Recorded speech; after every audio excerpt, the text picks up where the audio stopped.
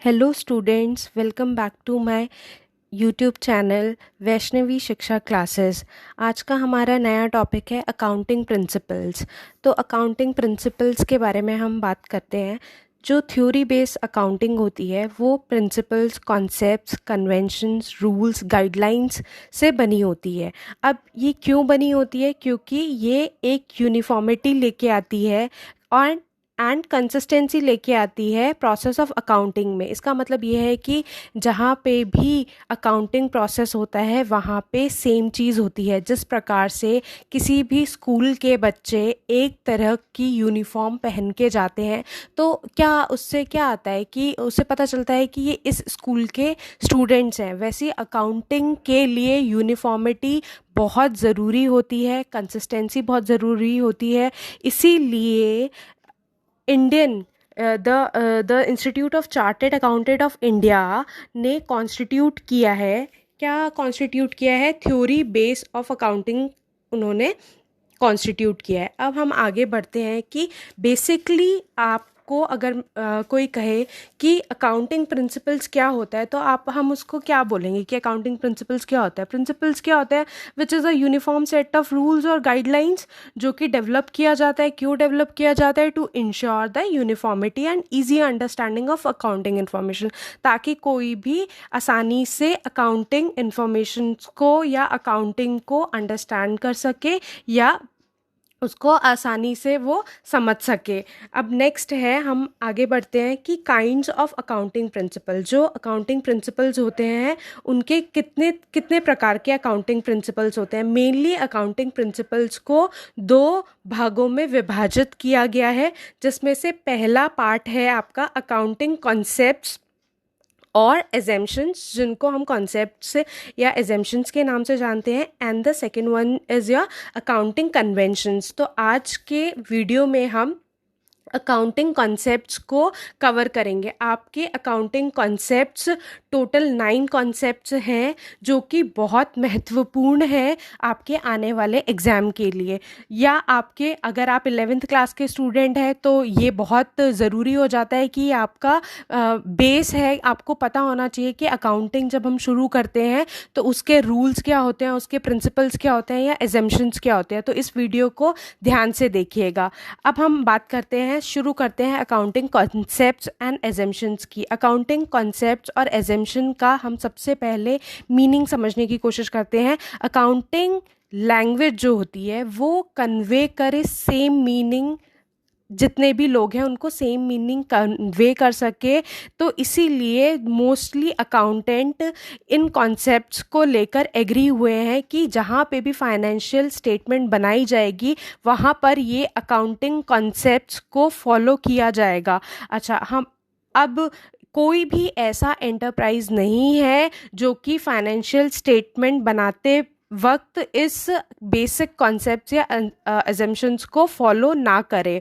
अच्छा, आगे बढ़ते हैं। एज पर अकाउंटिंग स्टैंडर्ड 1, बहुत सारे अकाउंटिंग स्टैंडर्ड बने हुए हैं, तो आपको ये भी पता होना चाहिए कि कौन से अकाउंटिंग स्टैंडर्ड में किस बात का उल्लेख किया गया है या कौन से टॉपिक का उल्लेख किया गया है। तो अकाउंटिंग स्टैंडर्ड 1 में ये बताया गया है, institute of chartered accountant of India ये कहता है कि फंडामेंटल अकाउंटिंग कॉन्सेप्ट्स या एजम्पशंस जो होते हैं वो 9 प्रकार के होते हैं, जिसमें से तीन तीन जो होते हैं वो फंडामेंटल होते हैं। पहला आपका हो गया गोइंग कंसर्न कॉन्सेप्ट, सेकंड है consistency concept, third one is accrual concept.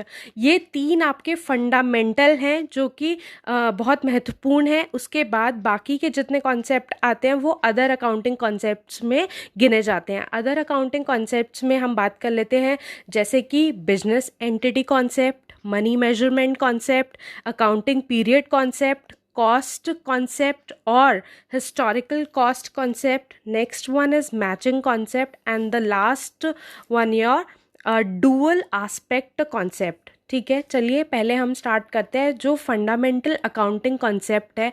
Fundamental accounting concept में 3 कॉन्सेप्ट आते हैं, जिसमें से पहला कॉन्सेप्ट है आपका गोइंग कंसर्न कॉन्सेप्ट।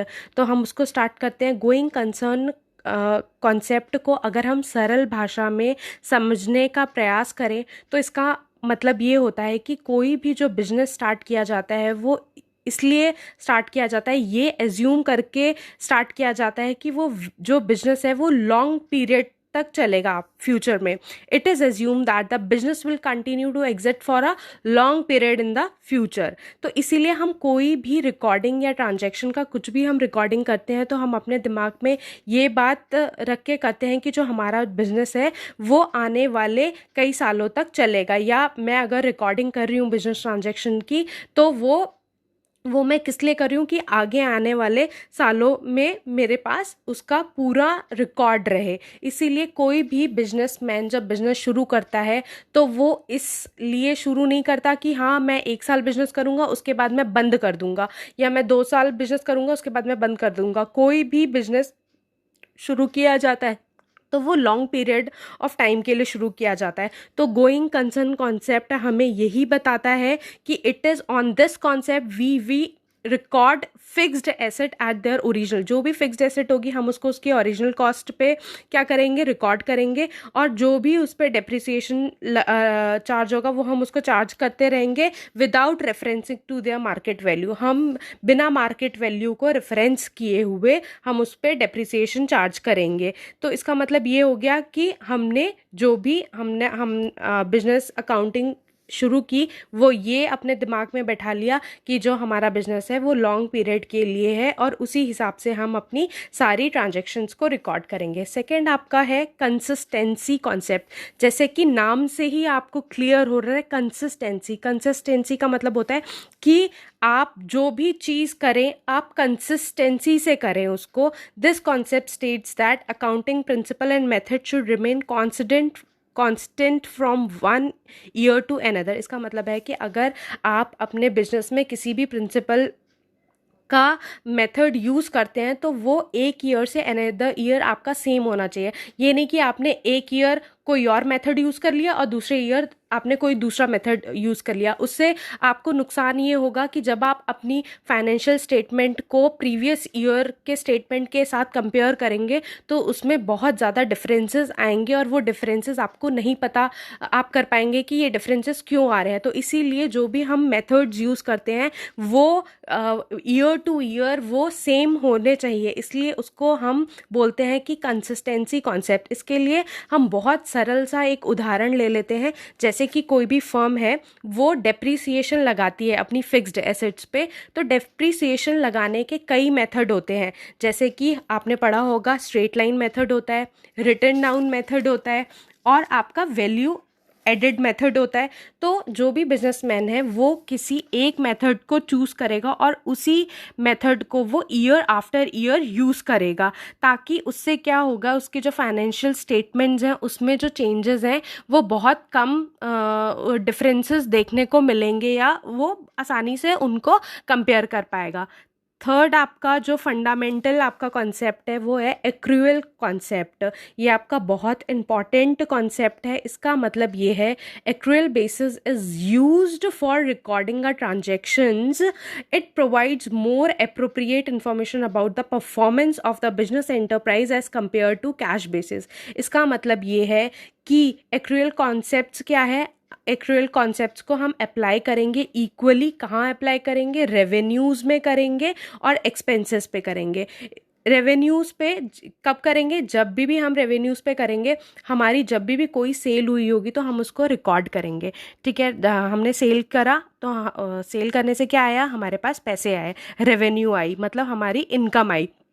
अब इनकम आई तो हम उसको क्या करेंगे, रिकॉर्ड करेंगे, चाहे वो कैश में आई हो और चाहे वो कैश में नहीं आई हो. इसका मतलब है cash as well as credit में जो भी ट्रांजैक्शंस हुई हैं आपके, चाहे रेवेन्यू हो वो, चाहे आपका कोई एक्सपेंडिचर हो, हम उसको रिकॉर्ड करेंगे अगर कोई भी ट्रांजैक्शंस आपकी हुई है. तो एक्रूअल कॉन्सेप्ट हमें क्या बताता है कि जो भी आपके एक्सपेंसेस हैं या इनकम है वो चाहे एक्चुअल कैश में पे करी हुई हो या रिसीव करी गई हो या चाहे नहीं गई हो. कैश के अलावा दूसरा वर्ड कौन सा यूज़ कर रहे हैं हम, क्रेडिट का कर रहे हैं. लेकिन अगर कोई ट्रांजैक्शन हुई है, चाहे वो कैश में हुई है चाहे वो क्रेडिट में हुई है, हम दोनों ही प्रकार की ट्रांजैक्शंस को अपने अकाउंटिंग प्रोसेस में रिकॉर्ड करेंगे। तो ये था आपका एक्रूअल कॉन्सेप्ट। ये बहुत ही सरल और बहुत ही आसान भाषा में मैंने आपको समझा दिया है।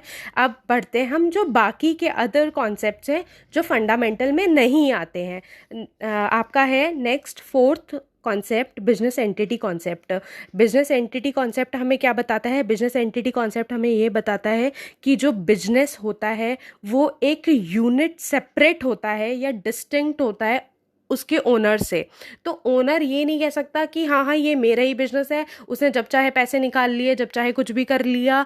वो ये जो भी वो पूंजी लगाता है वो इसमें एक कैपिटल के रूप में दर्शाई जाती है, जो कि कैपिटल अलग होती है। ये नहीं बोल सकता ओनर कि ये तो मेरा ही पैसा है, मैं चाहे जो मर्जी करूं। नहीं, अगर उसने एक बार कैपिटल इन्वेस्ट कर दी तो उसकी आइडेंटिटी, किसकी आइडेंटिटी? ओनर की आइडेंटिटी और बिजनेस की आइडेंटिटी दोनों अलग हो जाती है। इसीलिए इसका नाम जो पड़ा है बिजनेस एंटिटी कॉन्सेप्ट पड़ा है। अगर हम इसको और सरल भाषा में मैं आपको एग्जाम्पल के थ्रू समझाना चाहूँ तो एग्जाम्पल के थ्रू ये होता है कि अगर वो बिजनेस से कुछ पैसा लेना चाहता है या उसको इमरजेंसी है या ज़रूरत है, तो हम उसको जो वर्ड यूज़ करते हैं, जो उसने पैसा अगर वो बिजनेस से निकालेगा, विड्रॉ करेगा, तो हम उसको ड्राइंग्स कहते हैं। क्या कहते हैं? ड्राइंग्स। और वो ड्राइंग्स क्या होती है कि वो उधार, जैसे आप ये समझ सकते हैं कि उसने बिजनेस से अपने पर्सनल काम के लिए कुछ पैसा विड्रॉ किया, तो वो भी रिकॉर्ड होगी और उसका नाम क्या रखा जाएगा? ड्राइंग रखा जाएगा। जो उसने पूंजी लगाई है, जो बिजनेसमैन ने पूंजी लगाई है बिजनेस स्टार्ट करने के लिए, उसको नाम क्या दिया गया है? कैपिटल दिया गया। और वो कैपिटल जो बिजनेस में लगाई जाती है वो एक प्रकार के लिए बिजनेस के लिए क्या होती है? लायबिलिटी होती है। इसीलिए उसको लायबिलिटी के कॉलम में लिखा जाता है। तो आपको होपफुली ये वाला पॉइंट बहुत अच्छे से क्लियर हो गया होगा। बिजनेस एंटिटी कॉन्सेप्ट का मतलब यही होता है कि ओनर या जो भी उसके यूजर्स होते हैं उनका आइडेंटिटी बिल्कुल बिजनेस आइडेंटिटी या एंटिटी से बिल्कुल अलग या बहुत ही भिन्न होते हैं, दोनों अलग अलग। नेक्स्ट आपका है मनी मेजरमेंट कॉस्ट का कॉन्सेप्ट। मनी मेजरमेंट कॉन्सेप्ट वो कहता है only those transactions and events are recorded in accounting which are capable of being expressed in terms of money.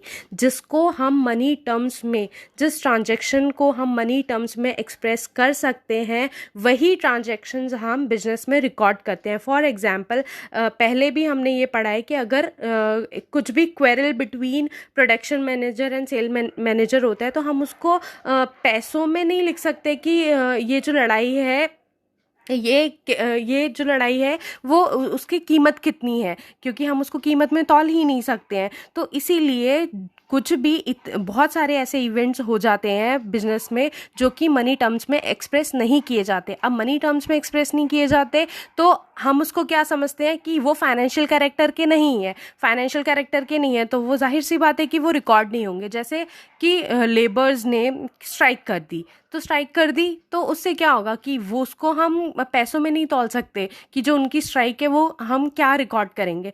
तो हम वही चीज़ें रिकॉर्ड करते हैं जो पैसों में रिकॉर्ड हो सकती हैं। जैसे कि अगर मैं बोलूं कि मैंने 10 चेयर्स परचेज़ करी, मैंने पहले भी ये सेम मैं एग्जांपल इसलिए रिपीट कर रही हूँ ताकि आपको समझने में बहुत आसानी हो जाए। 10 चेयर्स मैंने परचेज़ करी, लेकिन 10 चेयर्स का मेरे को क्या लिखना है? अमाउंट लिखना है कि मैंने जो वो 10 चेयर्स परचेज़ करी है उस वो मनी टर्म्स में लिखना है कि वो कितने की करी है। इट डजेंट मैटर कि मैंने कितनी चेयर्स परचेज़ करी या मैंने कितने कंप्यूटर्स परचेज़ किए। मेरे को उसका क्या चाहिए? वैल्यू चाहिए, मनी चाहिए कि कितने रुपए में वो आई। तो मनी मेजरमेंट कॉन्सेप्ट हमें ये कहता है कि कोई भी ट्रांजैक्शन है आप उसको मनी टर्म्स में आप लिखिए। नेक्स्ट आपका 6th पॉइंट है accounting period concept. Accounting period concept आपका ये कहता है कि आप जो भी अपना अकाउंटिंग कर रहे हैं, आपका एक हमें ये पता है कि कोई भी बिजनेस होता है वो कंटिन्यू रहता है इनडेफिनाइट लॉन्ग पीरियड के लिए। अच्छा, इनडेफिनाइट लॉन्ग पीरियड के लिए वो कंटिन्यू तो रहेगा, लेकिन according to the amended income tax law कहता है, इनकम टैक्स लॉ क्या कहता है उस कि बिजनेस जो है वो कंपल्सरली, कोई भी बिजनेस है उसको कंपल्सरली एक फाइनेंशियल ईयर अपनाना है, अडॉप्ट करना है, जो कि हमारा कंपल्सरी जो भी हमारा ईयर इंडिया में अडॉप्ट किया जाता है वो 1 अप्रैल टू 31 मार्च होता है, जिसको हम कैलेंडर ईयर भी कहते हैं या हम उसको अकाउंटिंग पीरियड के नाम से जानते हैं। तो उसका 1 साल के कब शुरू होगा, 1 अप्रैल को शुरू होगा और नेक्स्ट ईयर 31 मार्च को वो उसका ईयर ख़त्म होगा। तो उसको जो भी काम करना है वो अपना अकाउंटिंग पीरियड कॉन्सेप्ट को ध्यान में या मद्देनज़र रखते हुए काम करना है। नेक्स्ट आपका है 7th जो आपका कॉन्सेप्ट है वो है कॉस्ट कॉन्सेप्ट और हिस्टोरिकल कॉस्ट कॉन्सेप्ट। बहुत बहुत इजी भाषा में आपको ये मैं समझा दूं कि इसका मतलब ये है कि आपने कोई भी ट्रांजैक्शन जब भी करी है, जितने भी रुपए में करी है, वो हमेशा बुक में वैल्यू उसकी वही रहेगी। फॉर एग्जाम्पल जैसे कि हमने या बिजनेस मैन ने अपने बिजनेस के लिए एक बिल्डिंग परचेज करी जो कि बिल्डिंग थी 20 लाख रुपए की। अब बिजनेस उसने 10 साल पहले उसकी जो कीमत थी वो 20 लाख रुपए है, तो बुक्स में उसकी कीमत 20 लाख रुपए ही रहेगी और उस पे जो भी डेप्रिसिएशन है वो लगता रहेगा और डेप्रिसिएशन लगता रहेगा। और आने वाले समय में या 10 साल आगे अगर उसकी कीमत बढ़ती है या घटती है तो हम अकाउंटिंग जो हमारे पास इंफॉर्मेशन है, जो हमारे पास लेखा जोखा है, हम उसमें बिल्कुल भी चेंजेस नहीं कर सकते। हमने जिस कीमत पे खरीदी है वो हमेशा उसी कीमत पर हमारे बुक्स ऑफ अकाउंट्स में रहेगी। तो सिंपल सा कॉन्सेप्ट था। हिस्टोरिकल मतलब आपको नाम से ही पता है कि जिस हमने कॉस्ट में उसको खरीदा है उसी कॉस्ट में हम उसको हमेशा रिकॉर्ड करके रहेंगे। जैसे कि क्या होता है कि लैंड, बिल्डिंग, इन सब का क्या होता है, वैल्यू फ्यूचर्स में आने वाले समय में इंक्रीज होता है। तो इसका मतलब ये नहीं है कि 20 लाख की अगर कोई प्रॉपर्टी मैंने 10 साल पहले खरीदी थी और वो आज 40 लाख की हो गई है तो मैं 40 लाख नहीं लिखूंगी, मैं 20 लाख ही लिखूंगी और वो हमेशा 20 लाख मेरे बुक्स में रहेगा। तो बहुत सरल भाषा में मैंने और बहुत ही कम शब्दों में मैंने आपको इसको समझाने की कोशिश की है। उनके लिए भी ये वीडियो इम्पॉर्टेंट है जो कॉमर्स फील्ड के बच्चे नहीं हैं और जो इन कॉम्पिटिटिव एग्जाम्स की तैयारी कर रहे हैं, तो उनके लिए, उनको समझाने के लिए इससे सरल भाषा और नहीं हो सकती। नेक्स्ट है मैचिंग कॉन्सेप्ट। मैचिंग कॉन्सेप्ट क्या कहता है? मैचिंग कॉन्सेप्ट ये कहता है कि ये बहुत इम्पॉर्टेंट है कि हम नेट प्रॉफिट को डिटरमाइन करें, मतलब कि हमारा नेट प्रॉफिट क्या है वो हम करें अकॉर्डिंग टू दिस कॉन्सेप्ट। अब इस कॉन्सेप्ट का क्या रोल है यहाँ पे कि हम चलो नेट प्रॉफिट हम करेंगे, लेकिन कि कितनी हमारी कॉस्ट रेवेन्यू में लगी है, रेवेन्यू जनरेट करने में कितनी कॉस्ट हमने लगाई है और सच में कितनी रेवेन्यू इससे हमें रिकॉग्नाइज, मतलब कितनी सच में रिकॉग्नाइज हम कर पाए हैं। इसका मतलब है कि जितना हमने खर्चा किया है क्या उतनी ही हमारी रेवेन्यू हमें उतनी ही मिली है या नहीं है। इसका मतलब है कि हमें क्या करना है, मैच करना है। क्या मैच करना है? मैचिंग कॉन्सेप्ट क्या कहता है कि आप क्या करो, first revenue should be recognise. आप रिकॉग्नाइज करो कि आपकी रेवेन्यू कितनी है और क्या सच में जो आप कॉस्ट इनकर्ड कर रहे हो जनरेट करने के लिए क्या उतनी रिकॉग्नाइज्ड हुई है या नहीं हुई है। तो ये आपका था मैचिंग कॉन्सेप्ट। अगर आपको वीडियो अच्छी लग रही हो तो प्लीज़ लाइक कर दे, अपने फ्रेंड्स के साथ शेयर कर दे एंड सब्सक्राइब कर दे। नेक्स्ट आपका जो कॉन्सेप्ट है which is your last concept, dual aspect concept. नाम से ही बहुत सारी चीज़ें क्लियर हो जाएगी। अगर आपने एक बार ये वीडियो देख ली तो आपको दोबारा पढ़ने की ज़रूरत नहीं है। डुअल एस्पेक्ट कॉन्सेप्ट का मतलब है, डुअल का मतलब होता है दो। जो अकाउंटिंग होता है या अकाउंटिंग ट्रांजेक्शन्स हम रिकॉर्ड करते हैं वो हम 2 एस्पेक्ट्स लेकर रिकॉर्ड करते हैं। अब वो 2 एस्पेक्ट्स क्या होते हैं? एक होता है कि अगर हमने कोई भी ट्रांजैक्शंस रिकॉर्ड करी है तो एक अकाउंट हमारा डेबिट होगा, उसी के साथ साथ हमारा दूसरा अकाउंट क्रेडिट होगा। मैं इसको सरल भाषा में आपको एग्जाम्पल के साथ समझाती हूँ कि जैसे कि हमने अपने बिजनेस के लिए मशीनरी परचेज करी, तो मशीनरी परचेज करी तो उसकी जब हम एंट्री, जनरल एंट्री करेंगे तो उसकी एंट्री होगी मशीनरी परचेज करी, तो मशीनरी अकाउंट डेबिट टू, अब हमारा क्या चीज़ जा रहा है? कैश जा रहा है, तो हम क्या करेंगे? कैश क्रेडिट कर देंगे। तो इसकी एंट्री होगी machinery account debited to cash, to cash का मतलब है टू कैश करके जितने भी हम कुछ भी आइटम्स लिखते हैं दैट मीन्स वो क्रेडिट में लिखे जाते हैं। तो ये बहुत ही सरल भाषा में मैंने आपको 9 कॉन्सेप्ट को समझा दिया है। अगर आपको वीडियो अच्छी लगी तो please like, share and subscribe कर दीजिए। नेक्स्ट वीडियो के लिए बेल आइकन आप प्रेस कर दीजिए। Thank you so much.